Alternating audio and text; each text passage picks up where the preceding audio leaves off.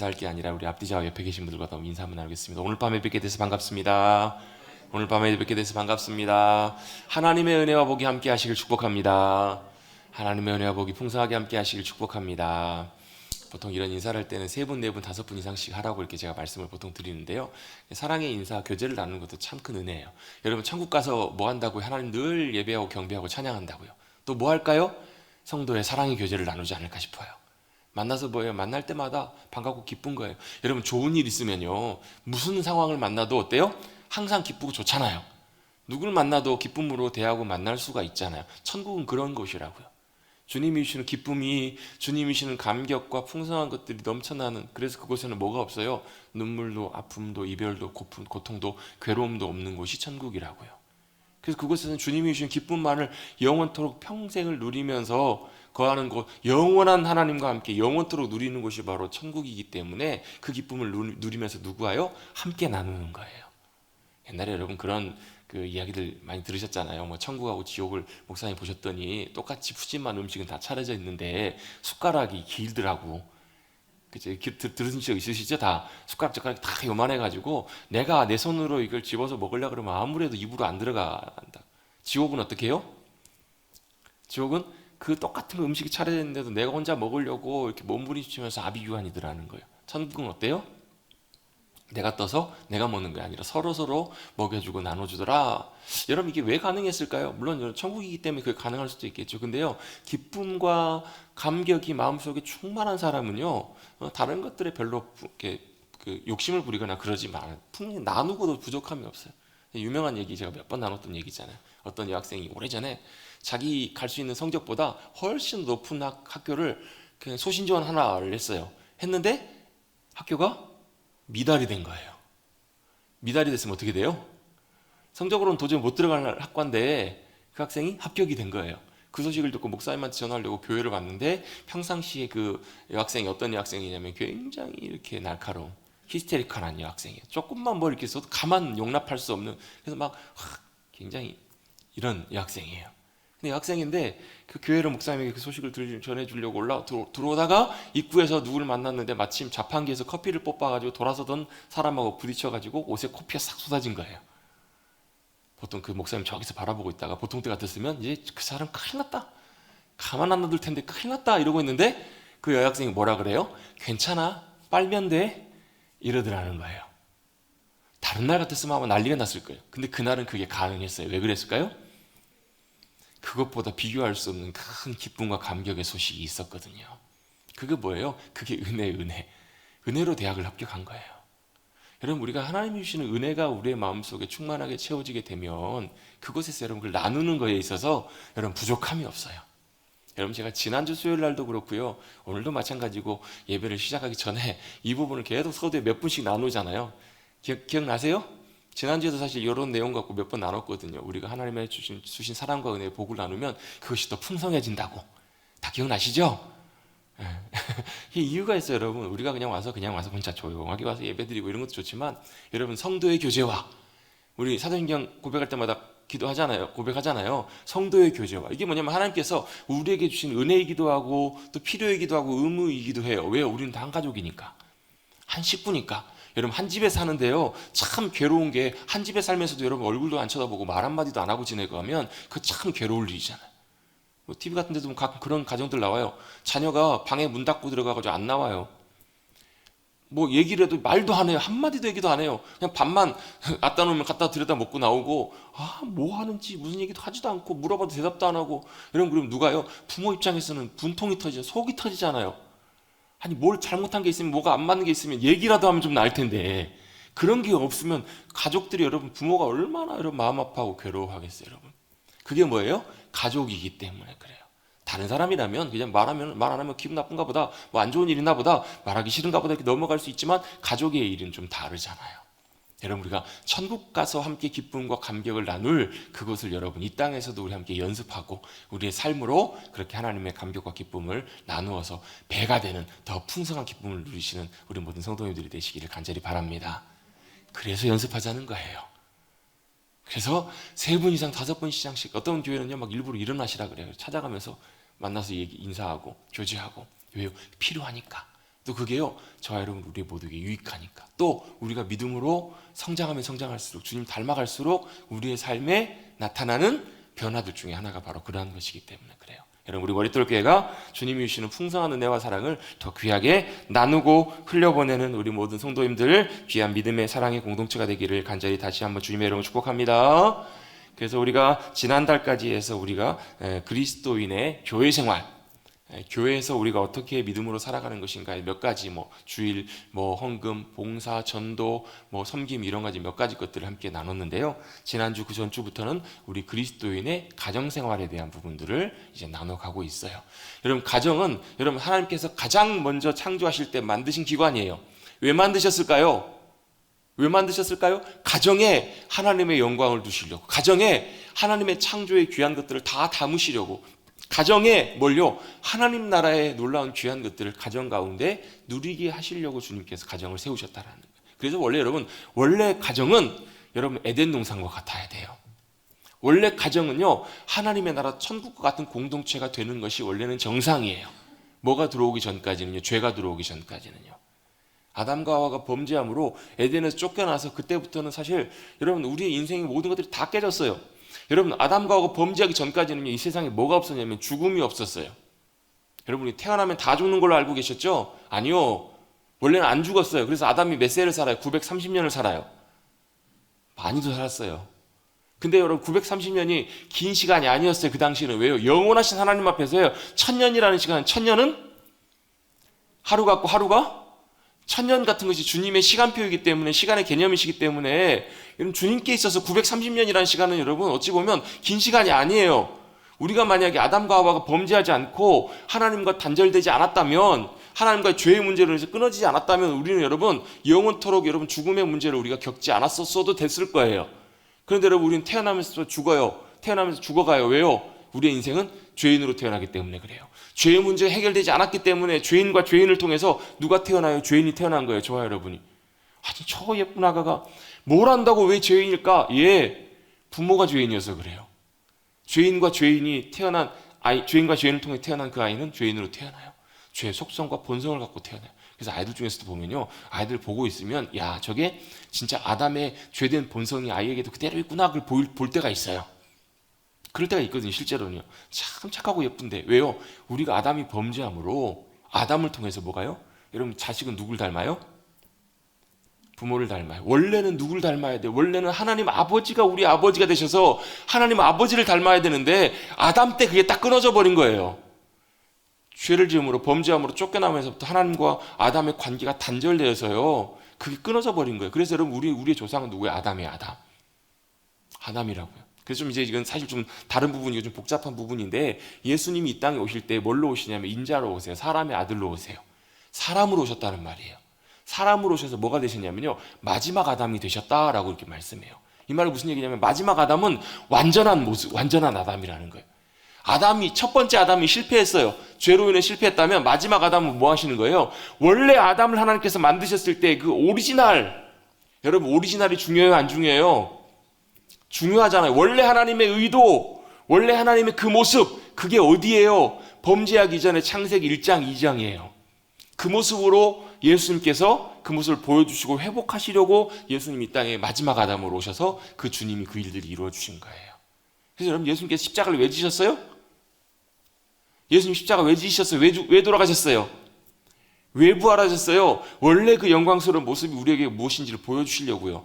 원래 우리가 어떤 존재예요? 원래는 우리가 죄와 사망과 죽음의 권세가 우리를 함부로 할 수 없는 존재였어요. 왜요? 하나님의 생명이 우리 가운데 함께 하셨기 때문에. 근데 죄가 들어오고요, 어둠이 빛을 싫어해요. 빛을 피해요. 여러분, 아담과 하와가 범죄하자마자 어떤 일이 제일 먼저 벌어졌어요? 부끄러워요. 두려워요. 하나님 앞에 나가지를 못해요. 하나님이 아담을 부르세요. 아담아, 네가 어디 있느냐? 여러분, 하나님께서 아담이 어디 있는지 몰라서 부르셨을까요? 꼭꼭 숨어라, 머리카락 보일라. 하나님과 아담이 지금 그 숨바꼭질하고 계시는 거예요? 아니라는 말이에요. 하나님이 아담이 어디 계신지 다 알고 계세요. 근데 뭐가 문제예요? 아담이 하나님 앞에, 빛이신 주님 앞에 나갈 수가 없게 된 거예요. 왜요? 죄가 들어오고 어둠의 권세가 이미 그 심령 속에 들어와서 뭐가요? 하나님 앞에 더 이상 나갈 수가 없는 존재가 돼버리는 거예요. 여러분, 요즘 코로나 시국에, 요즘은 좀 완화가 됐지만 한참 심할 때는요, 부모님들이 요양병원에 계셔도 요양병원 갈 수 있어요, 없어요? 못 가요. 왜? 차단되었어요. 왜요? 혹여라도 코로나 바이러스를 옮기거나 감염시켜서는 안 되기 때문에. 여러분, 그런 시설이나 이런 거 들어갈 때는 철저하게 뭐하고 들어가요? 방역하고 들어가요. 그 말은 무슨 얘기예요? 완전히 균을 다 없애고 들어간다는 얘기예요. 여러분, 코로나 아니고서라도요, 여러분 중요한 시설, 뭐 반도체 공장이나요, 뭐 식품 공장 이런 데 가보면요, 아무나 절대 못 들어갑니다. 확인하고요, 다 뭐하고 들어가요? 다 위생적으로 소독하고, 뭐 바람 다 쐬고, 다 둘러쓰고 들어가요. 왜 그래요? 이물질이나 다른 것들이 들어가면 안 되기 때문에 그래요. 함부로 못 들어가는 거예요. 다 해결하고만 들어갈 수 있는 것처럼 완전하신 하나님 앞에 불완전한 죄된 인간이 나갈 수가 없게 돼버린 거예요, 여러분. 그게 여러분 인간의 타락이에요. 그게 여러분 인간의, 여러분 죄를 지은 인간의 상태와 모습이 돼버린 거예요. 하나님 앞에 나갈 수가 없기 때문에 뭐예요? 생명의 주인 되신 하나님과 단절되는 거예요. 그래서 어떻게 해요? 살다 그 생명의 기운이 다 되면 죽는 거예요. 아담은 930세, 제일 많이 살았던 무드셀라가 969세. 그리고는 어떻게 돼요? 점점 수명이 줄어들어요. 그래서 다윗 때는 모세는 뭐라고 고백해요? 우리가 인생이 강건하면 80이고 70 산다는, 지금이야 여러분 100세 인생이 돼서 80, 90, 100세까지 살지만 100세 이상 사시면 쉬워요. 살기가 쉬워요, 어려워요? 지금도 여러분 100세 이상 사신 분들이 많지 않아요? 근데 여러분, 영원하신 하나님 앞에 우리가 믿음으로 나간다는 것, 이것은 여러분 우리의 인간의 한계, 우리의 인간의 죽음, 그 모든 것들이 깨어지고 하나님의 생명이 우리 가운데 들어왔기 때문에 그게 가능한 일인 줄로 믿습니다. 주님께서 저와 여러분을 원래 그렇게 만들기를 원하셨다라는 거예요. 그 만드신 첫 번째 하나님의 작품이 뭔가, 하나님이 귀하게 만드신 가장 거룩하고 귀한 하나님의 공동체 기관이 바로 뭔가, 같이 한번 고백해 보겠습니다. 가정이라고요. 교회가 여러분 굉장히 거룩한 믿음의 공동체예요. 왜요? 교회는 뭐예요? 교회는 이 건물이 아니라고요. 교회는 머릿돌교회 이 조직이 아니라고요. 교회는 뭐라고요? 하나님의 부르심을 받은 하나님의 성도들의 모임, 공동체라고요. 아멘? 그래서 여러분, 교회 건물이 없어도 교회는 교회일 수 있어요. 교회 건물이 있다고 여러분, 그게 진짜 교회가 아닐 수도 있어요, 여러분. 여러분, 교회의 의미들을 우리가 정확히 잘 이해할 필요가 있어요. 하나님의 언약 백성들의 공동체, 언약 백성들의 모임, 그게 바로 교회 공동체예요. 저와 여러분 한 사람 한 사람은 교회고, 저와 여러분이 모일 때 그곳이 바로 교회가 되는 거예요. 주님 그렇게 저와 여러분을 부르셨기 때문에. 그런데요, 그 거룩한 교회의 작은 버전이 뭐냐면 가정이에요. 가정이 그래서요, 가장 작은 교회고요, 가장 큰 가정이 교회예요. 이해되세요, 여러분? 가정과 교회는 사실 영적인 의미로 놓고 보면 비슷한 의미를 갖고 있어요. 비슷한 DNA를 갖고 있어요. 왜요? 비슷한 역할이기 때문에. 그래서 뭐가 중요하다? 교회가 중요하고 가정이 중요하다. 여러분, 우리 머릿돌교회 성도님들 가정들이 하나님께서 원래 모델링 하시고 의도하신 정말로 에덴과 같은, 천국과 같은 귀한 가정들로 든든하게 세워져 가시고 회복되시기를 간절히 주님의 이름으로 축복합니다. 그게 여러분 어느 누구보다 무엇보다도 중요한 주님의 부르심이고 사명이에요, 여러분. 왜요? 가정이 가장 작은 교회의 본질적인 모습을 담고 있기 때문에 그래요. 근데 여러분, 가정은 뭘로 구성이 되어 있어요? 제일 먼저 부부예요. 제일 먼저 하나님께서 아담과 하와를 만드셔서 둘이 뭐가 되게 하세요? 하나가 되게 하세요. 부부가 되게 하심으로 가정이 시작되게 됐잖아요. 그래서 남편과 아내와 그 만남을 통해서 하나님께서는 가정을 만드셨는데요, 남편과 아내를 하나님께서 뭘로 만드셨어요? 같이 한번 고백해 보겠습니다. 돕는 배필로 만드셨다라는 거예요. 여러분, 물론 지금 우리가 함께 가정에 대한 부분들을 나누는데요, 어떤 분들은 해당이 안 되신 분도 계세요. 어떤 분들은요, 하나님께서 독신의 은사를 주셔가지고 미혼으로 평생 주님 섬기며 따라가는 그런 분들도 계세요. 또 여러 가지 사정 때문에, 여러 가지 상황 때문에 가정에 많은 변화들이 있거나 이런 것들을 겪으신 많은 분들도 계세요. 중요한 것은 뭐냐면요, 영적인 원리들을 우리가 좀 잘 정리하고 배워보자는 거예요. 때때로 어떨 때는요, 이게 부부간의 관계에서도 돕는 배필로 하나님께서 만드셨지만, 때때로 부부가 아닌 경우에는요, 하나님께서 우리를 서로에게 돕는 그런 관계로 주님께서 부르셔서 서로 섬기게 하신 그런 경우도 있어요. 근데 그거의 가장 원형적이고 중요한 그 관계의 의미가 바로 뭐냐면 남편과 아내의 관계라는 거예요. 남편과 아내를 하나님께서 돕는 배필로 지으셨어요. 왜요? 돕는 배필로 지으셔서 하나님의 의도는 뭐냐면 남자만으로도 아니고 여자만으로도 아니고 나 혼자만으로도 아니고 어떻게 해요? 함께 둘이 한 몸이 되어서 뭘요? 하나님의 형상을 나타내도록 주님께서 그렇게 부르셨다라는 거예요. 그래서 남편과 아내는요, 뭐 하냐면 둘이 하나가 되어서 하나님의 온전한 형상을 이룰 수 있는 것, 그게 여러분 우리의 부르심이고 중요한 사명이라는 거예요. 남편은 아내를 어떻게 하라? 그리스도께서 교회를 사랑하심 같이 사랑하라. 남편이 어떻게 아내를 사랑하라고 주님 명령하시냐면요, 그리스도께서 교회를 사랑하신 것 같이 사랑하래요. 그리스도께서 교회를 어떻게 사랑하셨길래요? 어떻게 사랑하셨나요? 십자가에서 죽으시면서까지 저희 사랑해 주셨잖아요. 교회를 어떻게 사랑하셨냐? 목숨 내놓고 사랑하신 거예요. 목숨 걸고 사랑하셨습니다. 우리 남편들은 아내를 어떻게 사랑해야 되는가? 목숨 걸고 사랑하는 거예요. 목숨 내놓고 사랑하는 거예요. 목숨을 내어놓으면서 예수님께서 교회를 위해서 그렇게 하셨던 것처럼 목숨 내놓고 사랑하는 것. 우스갯소리지만요, 가끔 그럴 때가 있어요. 부부가 가다가 갑자기 무슨 사고가 나거나 갑자기 무슨 위험한 상황이 되면 보통의 경우는 어때요? 남자가 이렇게 여자를 이렇게 싹 이렇게 보호하잖아요. 근데 부부 중에서 보면 간혹가다 어떤 분 그런 분 계세요. 어때요? 슬쩍 자기 뒤로 피해요. 남편분이 뒤로 살짝 피해요. 뭐 하려고? 자기 살라고. 남편은요, 뭐 하는 거예요? 아내를 위해서 목숨까지도 내어놓는 그런 사랑으로 사랑하라고 주님께서 만드신 존재라는 거예요.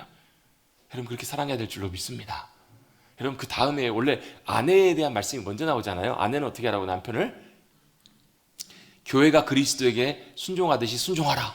아내는 뭐 하라고요? 남편에게 순종하라. 이렇게 말씀을 드리면요, 요즘 젊은 세대 같은 경우 발끈해요. 요즘이 어느 시대인데, 남녀 평등의 시대인데, 서로 같이 이렇게 하는 시대인데 무슨 남자에 순종하라고 하는가, 이렇게 반발하기 쉬운데요, 그 영적인 의미들을 알고 보면 그게 그런 것이 아니다라는 것을 우리가 알 수 있어요. 자, 교회가 그리스도에게 순종하라, 이 말은 무슨 얘기냐면요, 순종하라, 남편의 권위에 대해서 권위를 인정하고 그리고 남편의 권위를 세우라. 여러분, 아주 옛날 얘기지만 여러분, 바보 온달, 평강공주 이야기 여러분 다 아시잖아요. 옛날에 많이 들으셨잖아요.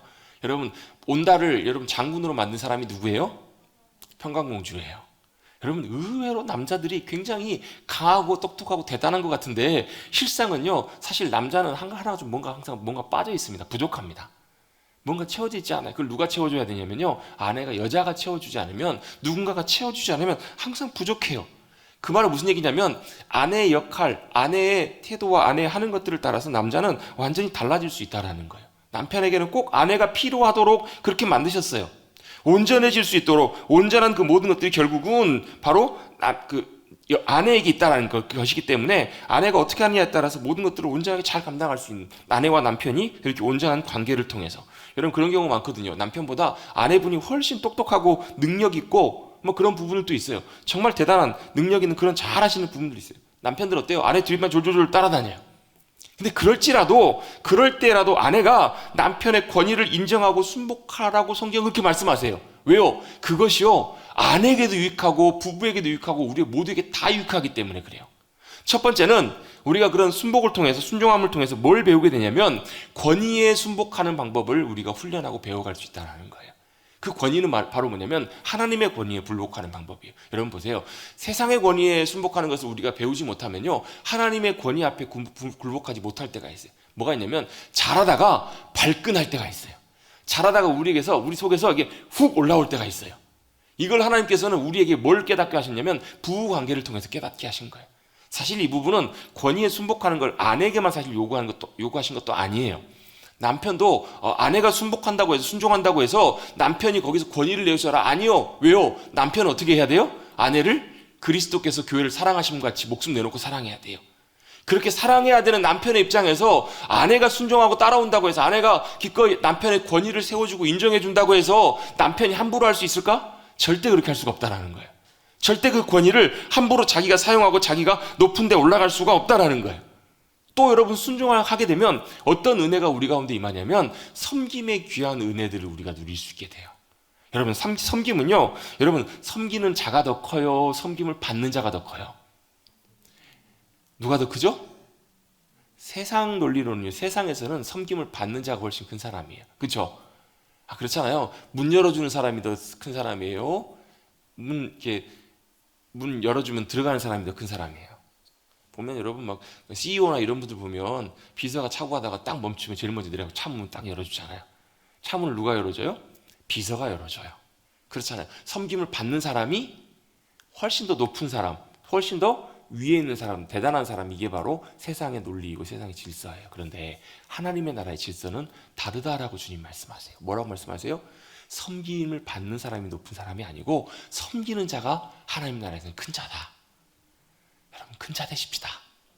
하나님 나라의 귀한 영광과 기쁨을 누리는 자들이 되십시다. 그래서요, 섬김을 받는 것보다 섬기는 자들이 될 때, 그래서 여러분 어때요? 하나님께서 어떤 사람을 더 귀하게 보시냐면요, 섬기는 자, 더 큰 사람들을 보신다라는 거예요. 여러분, 이기는 사람이 이기는 것이 아니고요, 내가 이길 수 있지만 져주는 사람, 내가 할 수 있지만 인내해주고 기다려주는 사람, 내가 그걸 받을 필요가 있지만 받을 수 있지만 기꺼이 그것을 기다리고 내어주는 사람, 그 사람들을 하나님께서 눈여겨보신다라는 거예요. 그게 여러분 보기에는 어리석어 보이고요, 그게 여러분 아닌 것처럼 보일지 모르지만, 내가 그럼에도 불구하고 나를 낮추고 겸손하게 낮은 모습으로 주님처럼 상대방의 입장을 세워주고 채워주고 옆에서 조심스럽게 도움을 주고 하다 보면 여러분, 그것들이 여러분 우리의 삶의 섬김의 귀한 본이 되고 섬김의 삶의 습관이 되어서 어디서나 귀한 주님의 모습을 나타낼 수 있는 주님의 귀한 복된 주님의 통로들이 될 줄로 믿습니다.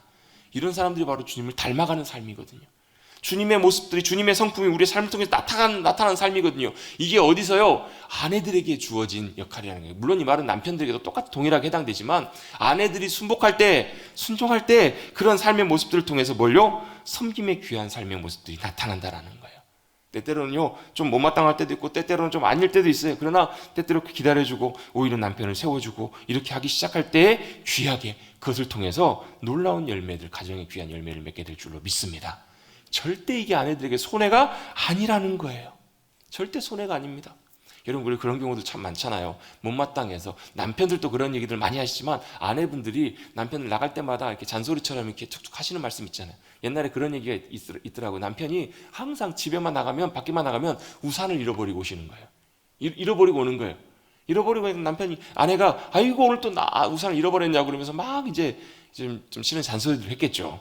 아니나 다를까 그날도 밖에 나가는데 비가 와요. 근데 그날은 어떤 날이냐면 소를 장에다 파는 날이었어요. 나가고 있는데 우산을 쓰고 나가려고 하니까 아내가 뭐라 그러세요? 아내분이 아이고 오늘도 우산 잃어버리고 오겠네, 이랬던 거예요. 이 소리를 듣고 나가는 남편이 기분이 별로 좋을 리가 없죠. 근데 여러분, 그런 소리는 여러분 계속 머릿속에서 맴도는 거 아세요? 그 얘기를 듣고 나서요, 소를 갖고 장에 팔고요, 올 때는 소가 없으니까 어떻게 와요? 좀 편하게 올 수 있잖아요. 그래서 우산을 들고 소판 돈을 들고 버스를 타고 왔어요. 갈 때는 걸어갔는데, 근데 버스를 타고 무슨 생각만 하고 있어요? 우산 잃어버리면 안 되겠는데, 우산만 꼭 붙잡고 간 거예요. 근데 잠깐 졸다 깼는데 우산은 있는데 뭐가 없어요? 소판 돈 봉투가 없는 거예요. 땅을 치고 후회를.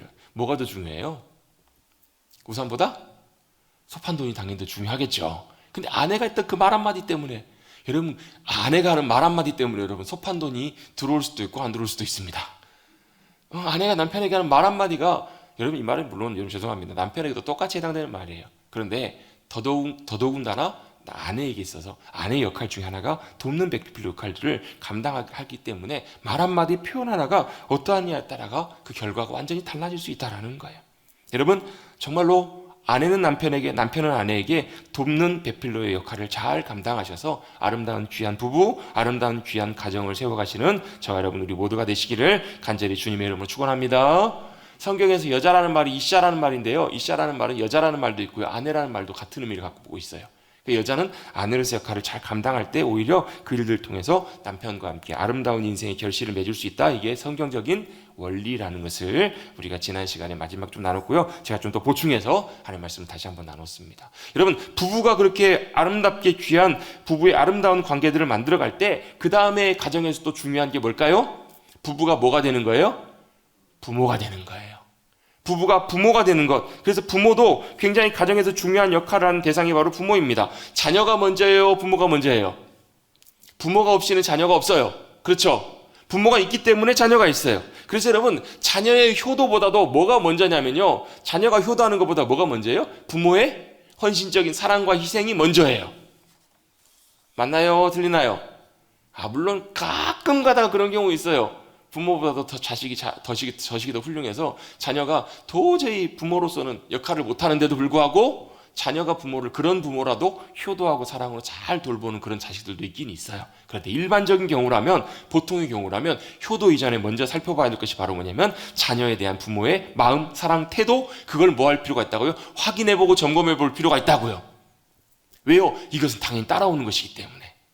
여러분, 먼저 부모가 자녀에 대해서 어떻게 하는가, 자녀에 대해서 헌신적인 사랑과 희생의 모습들을 자녀가 바라볼 때 그것이 바로 뭐가 돼요? 부모에 대한 존경과 사랑으로, 효도로 이어질 수 있기 때문에 그렇더라는 거예요. 그래서 뭐가 중요해요? 좋은 부모가 되는 것. 어떤 좋은 부모가 되는 것이요? 믿음의 훌륭한 귀한 부모가 되는 것. 이것이 굉장히 중요하다라는 거예요. 여러분 훌륭한 부모가 되십시다. 믿음의 훌륭한 부모가 되십시다. 이것을 통해서 그 부모의 역할들이, 그 부모의 귀한 모습들이 자녀에게도 그대로 전달되기 때문에 그래요. 부모는 정말로 자녀들을 위해서 헌신적으로 사랑합니다. 헌신적으로 희생합니다. 여러분 수학능력 시험을 앞두고 있는 수험생들에게 그 수험생들을 위해서 가장 걱정해주고 염려하고 마음에 애달리는 사람이 누구예요? 부모님이에요. 부모님. 군대 아들 보내놓고 가장 애타게 기다리면서 잊지 않고 늘 기다리면서 애타게 기도하고 기다리고 있는 그 마음들, 그 마음을 갖고 있는 사람이 누구예요? 부모예요. 그 자녀들이 여러 가지 어려움이 있을 때, 여러 가지 뭐 취업을 앞두고 있을 때, 중요한 시험을 앞두고 있을 때, 먼 나라로 출타를 해서 출장을 갔을 때, 발령을 받았을 때, 또 중요한 결정을 앞두고 있을 때, 우리 인생에 많은 문제를 두고 있을 때, 여러분 자기 자신보다 더욱더 걱정하며 생각하며 기도하며 마음을 졸이고 있는 대상이 바로 누구냐면 부모님이라는 거예요. 근데 여러분 그 부모님의 그 마음이 어디서부터 왔을까? 하나님의 우리를 향한 그 마음이, 그 마음에 사실 보면 그 닮은 부분이 사실 좀 있는 것 같아요. 그런데 여러분 그렇다면 여러분 우리의 부모로서의 모습, 태도, 역할로 그 일들을 감당할 때 우리가 우리의 부모의 역할이 아니라 하나님께서 우리에게 주신 귀한, 하나님이 우리 아버지 되셔서 우리에게 보여주신 귀한 것들을 여러분 우리가 몇 가지 기억하고 놓치지 말아야 될 부분들이 있다는 거예요. 자, 우리가 믿음의 부모로서의 귀한 일들을 잘 감당하기 위해서 첫 번째 중요한 것이 있습니다. 바로 뭐냐면 부모는 자녀에 대해서 자식을 자신의 소유로 생각해서는 안 된다는 거예요. 첫 번째는 뭐예요?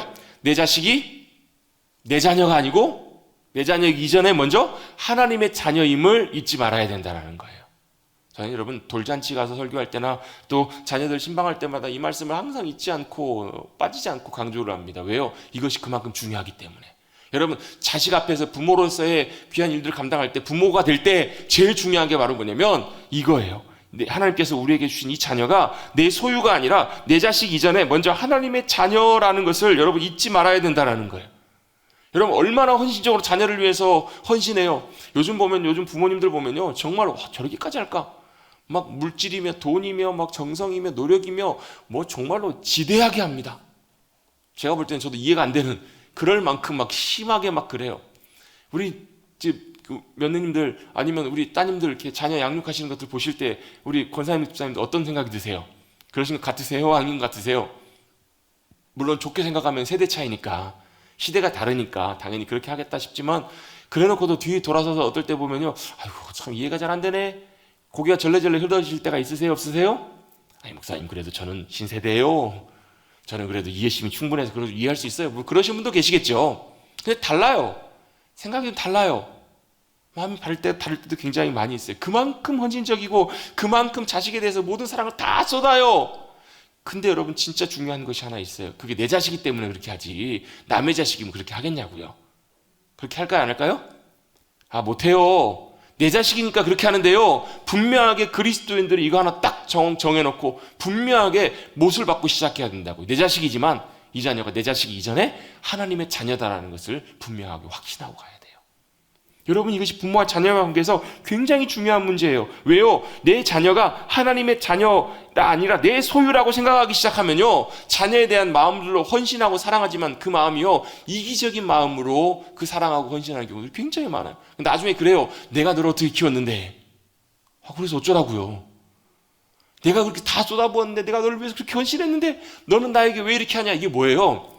사실 말하면 사랑과 희생과 헌신이 아니고요, 어찌 보면 내 이기적인 마음, 내 조건, 내 어떤 상황 때문에 그렇게 헌신하는 부분도 있다. 주고받고 싶은 마음들이 있는 거예요. 내가 이만큼 했으니까 자식이 이렇게 되기를 원하고, 내가 이만큼 원하기 때문에 자식이 이런 자식이 되기를 원한다. 그런 마음들을 갖는 것은 이유가 뭐냐면, 그 뿌리가 어디 있는 거냐면요, 자식이 내 자식이다라는 생각들을 마음을 갖고 있기 때문에 그래요. 내 자녀이기 때문에 그런 욕심과 마음들이 생기는 거예요. 내 자녀가 이런 자녀가 됐으면 좋겠다. 이게 여러분 좋은 마음 같지만 안타깝게도 죄송하지만 확인해 봐야 될 필요가 있어요. 왜요? 내 자식이요, 내 자식이 아니고 하나님의 자녀라면 내가 이런 자녀가 내 자식이 이런 자식이 되었으면 좋겠다가 중요한 게 아니고, 하나님 아버지가 이 자녀가 이렇게 되었으면 좋겠다, 그게 중요한 기준이 되고 중요한 것이 되기 때문에 그래요. 여러분에게 만약에 여러분에게 왕의 아들이 누구예요? 왕자잖아요. 왕자를 여러분에게 부탁해가지고 내 아들인데 좀 이 아이 좀 양육해 주십시오. 양육해 주소 하면서 내가 어떻게 뭐 이렇게 잘 보상할 테니까 내 아이 좀 잘 좀 봐주시고 키워주세요. 이렇게 부탁을 했다고 쳐보세요. 여러분 이 아이가 여러분 왕의 아들이고 왕자라면 여러분 이 아이를 어떻게 양육하시겠어요? 어떻게 키우실래요? 내 맘대로 그냥 대충 아무렇게나 먹이고 아무거나 시키고 자기 하고 싶은 대로 막 하고 이러면 여러분 어떻게 되시겠어요? 왕 볼 면목이 없겠죠. 어떻게 하시겠어요? 야 이게 뭘 먹어야 될까? 이걸 어떻게 해야 될까? 중요한 결정할 때마다 뭘 할 때마다 뭐 하겠어요? 왕에게 가서 묻지 않겠어요? 왕이시여 왕자에게 뭘 먹일까요? 아 이거 이렇게 먹이고 싶은데 이렇게 먹어도 될까요? 확인할까요 안 할까요? 확인해요. 왜요? 이 아이가 내 아이가 아니라 왕의 아들이기 때문에 그래요. 왕에게 늘 물어요. 또 중요한 결정할 때마다 내 마음대로 결정하는 것이 아니라 누구에게요? 왕에게 묻는 거예요. 여러분 우리에게 주신 이 귀한 하나님의 자녀는요 이 왕의 자녀가 아니라 그것과 비교할 수 없는 놀라운 천지만물을 지신 하나님 그분의 자녀들이신 줄로 믿습니다. 하나님의 자녀들이라는 것을 우리가 안다면 함부로 할 수가 없다라는 거예요. 어떻게 해요? 하나하나 모든 것들을 할 때마다 하나님께 묻고 하나님 어떻게 할까요? 왜요? 우리에게 맡겨주신 자녀는 비교할 수 없는 귀한 하나님의 자녀이기 때문에 언제까지 우리에게 그걸 맡겨주실지는 몰라요. 다만 우리에게 맡겨주실 그때까지는 하나님이 가장 잘 아시고 하나님 기뻐하시기 때문에 늘 하나님 앞에 묻는 것들이 필요하다라는 거예요. 어떤 자녀가 되기를 원하세요? 여러분의 자녀를 위해서 여러분 기도하실 때마다 여러분 꼭 이 기도하십시오. 하나님 이 자녀가 어떤 자녀가 되기를 원하세요? 하나님 이 자녀의 앞날과 인생을 주님이 잘 아신다면 제가 어떻게 도와야 되는지 어떻게 섬겨야 되는지 알게 해주세요. 이렇게 기도하는 은혜가 정말 필요해요. 이게 안 되면요 부모 마음이 답답해요. 왜요? 내 뜻대로 안 되니까. 내 마음대로 잘 안 되니까 마음이 답답하고 마음이 너무너무 힘들어요. 근데 여러분 이 자녀가 내 자녀가 아니고 주님의 자녀임을 믿음으로 고백할 수 있게 된다면 이게 여러분 자유함이 와요. 주님 앞에 믿음으로 맡겨지게 되고요. 뭘 놓고 기도하게 되냐면 내가 바라고 원하는 것보다 내가 기대하는 것보다 누가요? 하나님 아버지가 기대하시고 원하시는 그 일을 이 자녀에게 이루어달라고 그 은혜와 복으로 함께 해달라고 그렇게 축복하며 기도할 수 있다고요. 이게 좀 다른 얘기지만 제가 설교 시간에 이건 한 7, 8번, 한 10번 넘게 나눈 것 같아요. 제 생각에는. 한 부모가 젊은 부모가 아이를 낳았는데 아이가 열이 나요. 아파요. 근데 병원을 가도 검사를 해봐도 아무 이상이 뭐 어디서 왜 아픈지 모르겠어요. 열이 안 떨어져요. 약을 먹어도 열이 안 떨어져서 일단 좀 봅시다 하면서 병원에서 입원을 시켰어요. 입원해서 검사를 하고 자꾸 확인하는데도 원인이 안 나와요. 왜 아픈지를 모르겠어요. 여러분 부모 입장에 제일 답답한 게 그거잖아. 자녀가 아픈 거. 근데 원인이 뭔지를 모르는 거.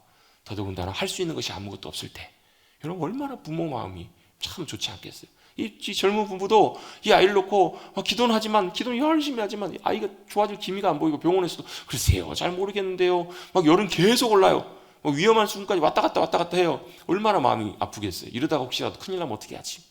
큰일 나면 어떻게 하나?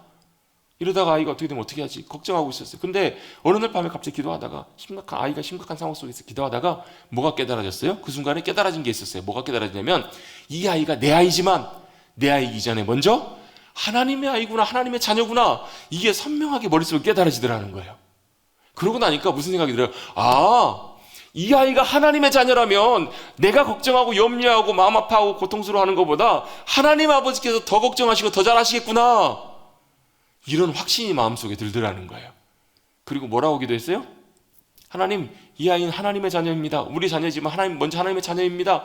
하나님이 알아서 하세요. 하나님 알아서 책임지세요. 이 아이의 생명이 하나님의 것이고 하나님의 자녀라면 하나님께서 알아서 하세요 라고 이렇게 기도하고 짧게 기도하는데 마음에 큰 평안이 오더라는 거예요. 마음에 큰 평안이 오고 나서 그 다음날 아침이 됐더니 그 아이가 열이 쑥 떨어지더라는 거예요. 병원에서도 왜 떨어진지 몰라요. 그냥 감사하게 건강하게 잘 회복이 되어서 태어났더라. 이게 여러분 이 얘기가 여러분 우리에게 시사하는 얘기가 뭐죠? 여러분 우리가 부모로서 자녀가 내 자녀인 것처럼 생각하는 것 그것을 여러분 하나님의 자녀인 것으로 여러분 돌리는 그런 믿음의 전환이 필요하다라는 거예요. 여러분 이 자녀가 내 자녀이지만 먼저 하나님의 자녀라는 것을 우리가 놓치지 않는다면 여러분 이 아이는 믿음 가운데 잘 자랄 수 있어요. 그게 안 되면 여러분 나도 모르게 내 마음, 내 이기심, 내 욕심 그것들이 자녀에게 그대로 투영되는 경우들이 여러분 얼마나 많아요. 그래서 여러분 성경에도 보면 자녀들을 어떻게 하라고요? 노엽게 하지 말라고 말씀하시잖아요. 왜 노엽게 하지 말라고 말씀하세요? 그 이유가 뭐죠? 이 자녀가 하나님의 자녀이기 때문에. 그래서 여러분 이 내용도 좀 뒤에 따라 살펴볼 거겠지만 여러분 내 감정, 내 마음대로 자녀들에게 참 사실 이런 부분 나눌 때마다 저도 참 부끄러워요.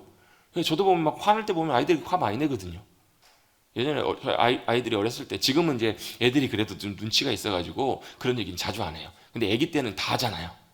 아빠는 어떤 아빠야? 이렇게 하면 아빠는 맨날 화내는 아빠, 승질내는 아빠. 예, 그래요. 이게 잘 안 돼요. 쉽지는 않아요. 근데 여러분, 하나님의 자녀임을 늘 잊지 않고 기억하고, 그리고 또 하나님께서 이 자녀가 하나님의 자녀라면 우리가 뭐가 되는 거예요? 하나님의 맡겨주신 청지기가 되는 거잖아요. 청지기라면 내 마음대로 하는 것이 아니라 철저히 주님의 의도대로, 하나님 아버지의 의도대로 이 아이를 묻고 이렇게 양육하는 것, 이 아이에게 그 하나님 아버지의 사랑과 마음을 전달해 주는 것, 보여주는 것. 왜요? 자기가 진짜 부모가 아니잖아요. 진짜 부모는 누구예요? 왕이잖아요. 진짜 부모는 누구? 하나님 아버지시라면 왕이 얼마나 왕자를 사랑하는지 이걸 알게 해줘야 되잖아요. 내 헌신과 사랑 이전에. 여러분, 그게 진짜 헌신이고 사랑이에요. 그게 바로 진짜 부모로서의 청지기 역할을 잘 감당하는 것임을 꼭 기억하시고, 하나님의 자녀들을 그렇게 귀하게 믿음 안에서 하나님의 자녀로 양육하게 하시는 저와 여러분 되시기를 주님의 이름으로 축복합니다. 자녀가 되기 욕심이 되고 내 자녀가 되기 시작하면요, 이게 참 주님 믿음으로 따라가기 힘들어요. 여러분, 하나님께서 아브라함에게 100세에 얻은 이삭을 번제로 바치라고 말씀하시잖아요. 제가 사실 이 말씀을 들을 때마다 저도 요즘 마음이 좀 그래요. 왜요? 제가 첫째, 둘째, 셋째 키울 때는 별로 이 마음들이 별로 잘 안 들었어요. 왜? 정신 없어가지고요. 어떤 정신으로 키운지도 모르겠고, 솔직히 막 힘들기만 힘들었지, 그게 큰, 아이들 보면 물론 기쁘죠. 근데 그 기쁨들을 언제 누리냐면 지금 늦둥이 넷째를 키우면서 그 기쁨을 좀 누리게 하시는 것 같아요. 그러면서 반의 반도 안 되지만, 아브라함이 하나님께서 100세의 아들을 주셨을 때, 이삭을 주셨을 때 그 마음과 기쁨들이 이런 기쁨이었겠다라는 것을 조금 맛보게 하시는 것 같아요. 진짜 눈에 넣어도 안 아프고요, 뭘 해도 그냥 이쁘고 좋아요. 아니, 아브라함, 이삭은 그랬다고요. 말을 잘 돌려야죠. 여러분들도 그러실까봐. 여러분, 저도 그런데 아브라함은 오죽했겠냐고요. 근데 하나님께서 그 아들을 한 10대 후반, 20대 초반쯤 되었을, 청년쯤 되었을 이 아들을 한 10여 년 이상, 여러분 차라리 여러분 6개월, 1년 살다가 주님 데려가시면 차라리 정이 덜 들지도 모르겠어요. 10년, 20년 함께 살는 그 자신의 생명보다 더 기쁨이 되는 소중한 아들 이삭을 하나님께서 번제로 바치시래요. 아브라함의 마음이 여러분 어떻겠어요? 근데 여러분, 하나님께서 아브라함은요, 하나님이 명령하셨을 때 두 말도 하지 않아요. 하나님 앞에 묻지도 않고 따지도 않아요. 그냥 바로 그 다음날 아침 일찍 바로 짐을 챙겨가지고 출발합니다. 뭐하러 가는 거예요? 아들을 번제로. 번제는 어떻게 드리는 거예요? 다 찔러가지고 내장이랑 다 끄집어내고 해가지고 다 쪼개가지고 완전히 다 태워서 드리는 번제예요. 자기 아들을 자기 손으로 그렇게 한다? 이건 여러분 제정신으로는 도저히 할 수 없는 거예요. 무슨 정신으로 해요? 하나님을 신뢰하는 믿음 안에서 하는 거예요. 첫 번째, 먼저 아브라함은 전심으로 하나님을 신뢰하는 믿음, 마음이 있었던 거예요. 그리고 하나님께서 아브라함을 통해서 확인하기를 원하셨던 게 있잖아요. 이삭을 원하셨던 게 아니라 하나님을 경외하는지. 그 말은 뭐예요? 하나님을 이삭보다 더 사랑하는지. 이게 왜 중요하냐면요, 하나님보다 이삭을 더 사랑하게 되면 이삭이 뭐가 돼요? 우상이 돼요. 우상이. 그리고 하나님보다 이삭을 더 사랑하게 되면요, 이삭을 더 사랑하는 것 같은데 그 사랑은 무슨 사랑이냐면 온전한 사랑이 아니라 이기적인 인간적인 사랑으로 삐뚤어질 수밖에 없는 사랑이 되기 때문에 그런 거예요. 여러분, 진짜 자식을 진짜 사랑하기를 원하신다면 뭘로 사랑해야 되냐면 주님의 사랑으로 사랑하셔야 돼요. 그거 하기 위해서는요, 자식보다 누가요? 주님이 더 내게 더 소중한 분, 주님이 내 사랑, 내 귀한 분으로 고백될 수 있어야 된다는 거예요. 하나님께서는 아브라함이 그걸 원하셨던 거예요. 아브라함이 기꺼이 주님 앞에 드렸던 것은 이삭이 아니라 뭘 드렸던 거예요? 자신의 마음과 중심을 드렸던 거예요.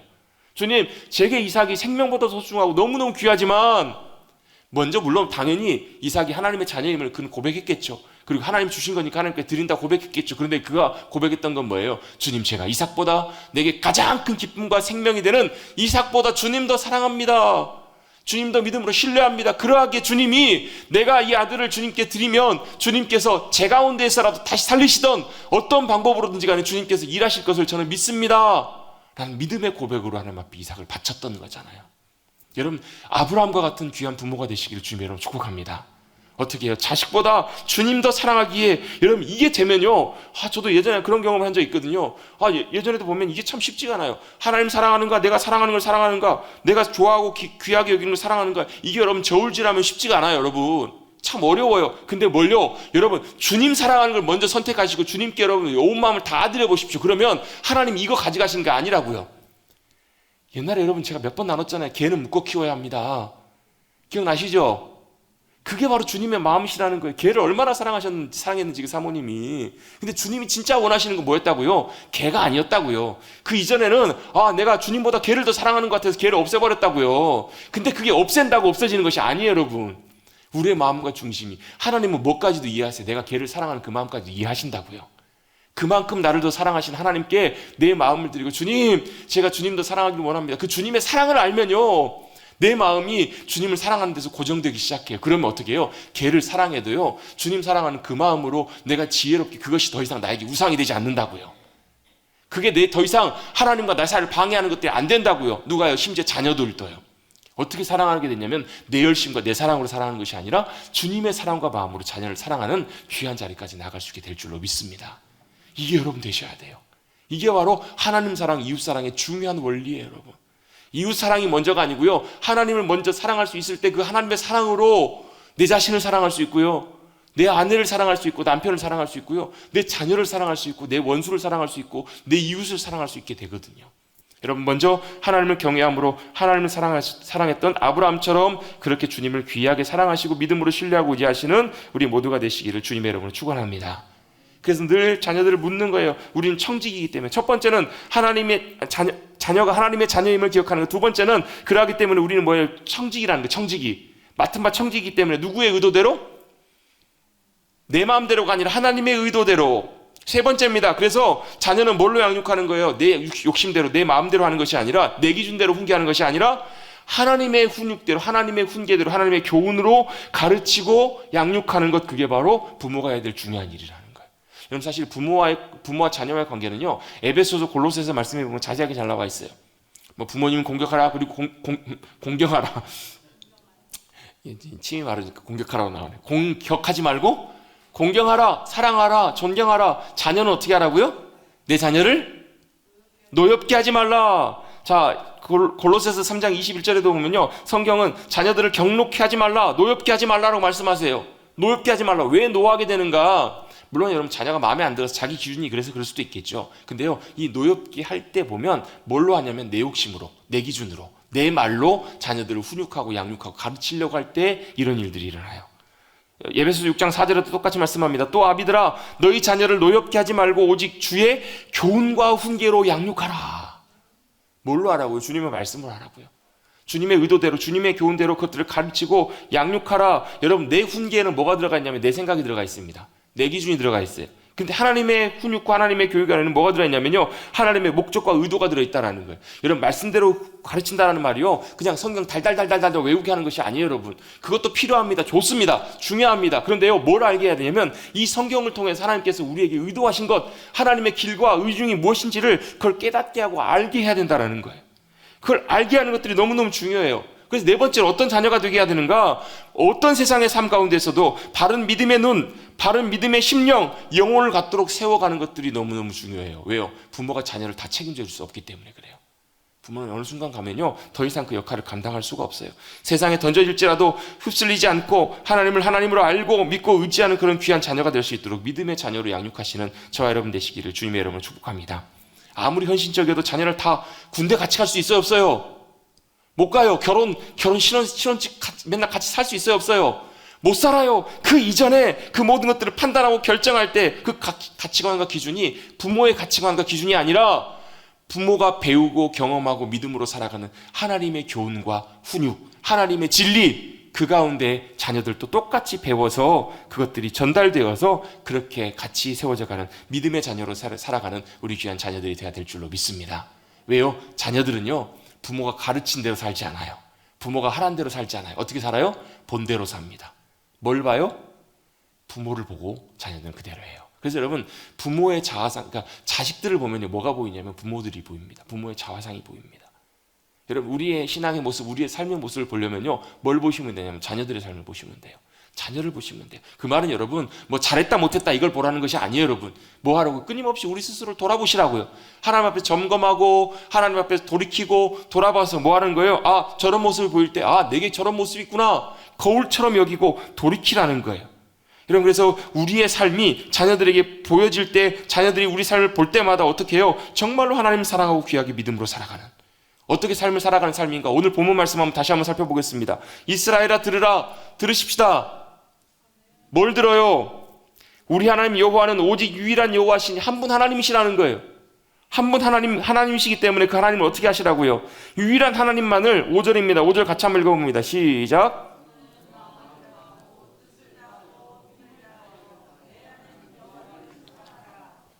아멘. 어떻게 하라고요? 마음을 다하고 힘을 다하고 뜻을 다하고 힘을 다해. 그 말은 무슨 얘기예요? 모든 것을 다해서 생명까지 다 걸고 할 수 있는 만큼 모든 것으로 하나님 여호와를 사랑하라 라고 말씀하세요. 여러분, 그 하나님을 사랑할 때 하나님을 사랑하는 그 사랑이 우리를 통해서 자녀까지도 그대로 흘러가게 될 줄로 믿습니다. 우리가 주님을 사랑하는 그 삶을 살아가야 그게 뭐가 돼요? 여러분, 하나님의 말씀 순종하고 지키는 것은요, 하나님 사랑할 때 그게 가능해요. 억지로 우리가 말씀 지켜야지 한다고 지켜지지 않아요. 그렇게 지킨들 그게 여러분 진짜 하나님의 말씀을 순종하는 것이 아니고요, 그 율법주의로 갈 확률이 굉장히 높아요. 우리의 말씀을 순종한다는 말은 뭐냐면 주님을 사랑할 때 그게 가능해요. 여러분, 사랑하면 사랑하는 사람의 뭘 들어요? 말을 잘 들어줘요. 뭐 한다고 하면 저희 아내 맨날 그래요. 첫 아이 임신했을 때, 입덧했을 때 엊그저께도 그 얘기 또 얘기했는데 골드키위 먹고 싶다는데 안 사줬거든요. 아마 끝까지 갈 것 같아요. 그래서 지금은 이제 아무 말 안 합니다. 내가 잘못했어 그러고 있어요. 사랑하면 뭐예요? 골드키위가 아니라 어떤 분이 그러시더라고요. 막 딸기 도저히 날 수 없는 시즌에 딸기를 찾다 못 찾아가지고 결국 마지막에 서울까지 알아봤는데 없어갖고 나중에 안 돼서 딸기잼을 사오셨다고. 그런 마음이 여러분 진짜 사랑하는 마음 아닌가 여러분? 사랑하면요, 주님의 말씀 순종하고 따라가는 것이 기쁨이 돼요. 의무가 아니라. 그래서 어떻게 해요? 그 말씀을 어떻게 해요? 마음에 새기고. 부모가 해야 될 게 먼저 뭐예요? 주님 사랑하고 주님의 말씀을 마음에 새기고, 삶을 통해서 그 말씀을 살아내고, 그 삶을 통해서 자녀들에게 보여줘서 내 자녀에게 부지런히 가르치고, 말로만요, 삶으로, 모습으로 보여주며 가르치고, 실제로 그렇게 훈육하고, 집에 앉았을 때든지 길에 갈 때든지 누워있을 때든지 일어날 때든지 그 말씀을 강론할 것이며, 강론하라는 말은요, 말하다 가르치다 다 바르라는 말이에요. 가르치다는 말이에요. 계속 말하라는 거예요. 언급하라는 거예요. 어떻게 해요? 듣기 싫게가 아니라 성령께서 주신 지혜로, 사랑의 마음으로, 정말로 주님의 은혜를 의지해서 여러분 정말로 하나님의 기준과 하나님의 말씀들을 가르치고 나누실 수 있는 귀한 저와 여러분 되시기를 주님의 여러분 축복합니다. 아멘. 그러기 위해서는 먼저 내가 깨달아야 되고요, 내가 그 말씀으로 주님 사랑해야 되고요, 내가 순종해 살아가는 삶이 먼저 전제가 돼야 되겠죠. 나는 못하는데 자녀들은 그렇게 하래. 안 돼요 여러분. 신방하려고 왔는데 목사님 오셨는데 한참 이제 교제하다가 대화하다가 이제 예배를 드려야 되니까 성경책을 갖고 와야 되는데 아이에게 옆에 방에 있는 엄마가 항상 보는 거 가져오라 했더니 뭘 갖고 와? 여성 동화를 갖고 오더라고. 잡지를 가져오더라고요. 그럼 뭐예요 여러분? 우리의 삶이잖아요. 부모로서의 삶이 정말로 하나님의 말씀이 내 마음속에 새겨지고 말씀에 순종해 주님 사랑함으로 사랑하고 주님 믿음으로 신뢰하는 그 믿음의 삶이 여러분 자녀 세대, 다음 세대, 우리 사랑하는 자녀들에게도 그것이 진정한 가르침이 되고 보여지는 귀한 본이 되어서 그 자녀들도 우리와 똑같은 믿음의 길들을 살아가고 우리보다 더 귀한 믿음에 승리하는 복된 삶을 살아가게 될 줄로 믿습니다. 그것을 어떻게 하라고요? 손목에 매라고요. 우리 아는 모든 손목에 매고 있으면 여러분 항상 이거 할 때마다 뭐가 보여요? 손으로 지울 때마다 뭐가 보여요? 말씀이 보여요. 여러분 여기다 붙이고 다니래요. 실제로 유대인들 지금도 여기다가 넣어 갖고 다니고 하는 말씀을요, 내가 볼 때마다, 상대방이 볼 때마다 뭐가 보여요? 하나님 사랑하라고 하셨지. 온 마음으로 이게 보여요. 집 들어가고 나갈 때마다요, 매주사라 그래서 집 문에다 다 붙여놔요. 그래서 다 이게 입을 맞추고 갑니다. 뭐 하는 거예요? 제가 주님 사랑합니다. 이걸 잊지 말라는 거예요. 들어오고 나갈 때마다, 집에 있을 때는 밖에 있을 때는 여러분 늘 그렇게 주님 사랑하시는 여러분 되시길 주님으로 축복합니다. 자녀들에게도 이렇게 가르쳐서 정말로 주님 사랑하는 귀한 자녀, 그래서 주님의 사랑과 은혜 가운데 정말 믿음으로 주님을 신뢰하며 주님의 의도대로 잘 인생을 복된 삶으로 살아가는 귀한 믿음의 귀한 자녀들, 그런 귀한 자녀들의 부모가 되시기를 간절히 주님의 이름으로 축원합니다. 그 마지막 부모의 역할은 떠나보내는 거예요. 둘이 하나가 되어서 떠나보내는 그 자리까지 가는 것, 훌륭하게 그 사이에 끼어들지 마시고 들어가지 마시고 한 발짝 물러서 뒤에서 기도해 주시고 그 사이에 들어가지 않으시고, 여러분 그런 믿음의 귀한 부모, 승리하는 귀한 부모들이 되시기를 다시 한번 주님의 이름으로 축복합니다. 금수저 부모가 되시겠습니까? 많은 유산, 많은 재산 남겨주는 부모가 되시겠습니까? 여러분 그런 집은요, 부모님 돌아가시기 전부터 막 심상치가 않다 그러더라고요. 자기들 사이에 막 이렇게 저건 어떻게 해야 되나 저건 어떻게 해야 될까 막 이런 일 많이 일어난다고 하시더라고요. 여러분 그것이 여러분 믿음의 유산이 되시기를 간절히 바랍니다. 정말 훌륭한 좋은 부모, 저를 따라 고백해 보겠습니다. 좋은 부모가 됩시다. 믿음의 좋은 부모가 됩시다. 아멘. 그렇게 좋은 부모가 되십시다. 어떻게 해요? 자녀가 내 자녀가 아니라 주님의 자녀임을, 또 내게 주님께서 맡겨주신 청직임을, 그래서 어떻게 해요? 내 훈계가 아니라, 내 욕심, 내 마음이 아니라 하나님의 훈계, 하나님의 가르침, 말씀으로 가르치는, 그래서 우리의 삶이 온전한 가르침의 통로가 되는, 도구가 되는 그런 저와 여러분 복된 우리 모두가 되시기를 간절히 주님의 이름으로 축복합니다. 축복합니다. 주님 사랑하시고 그 귀한 믿음의 부모로 승리하시는 우리 모두가 되길 바랍니다. 우리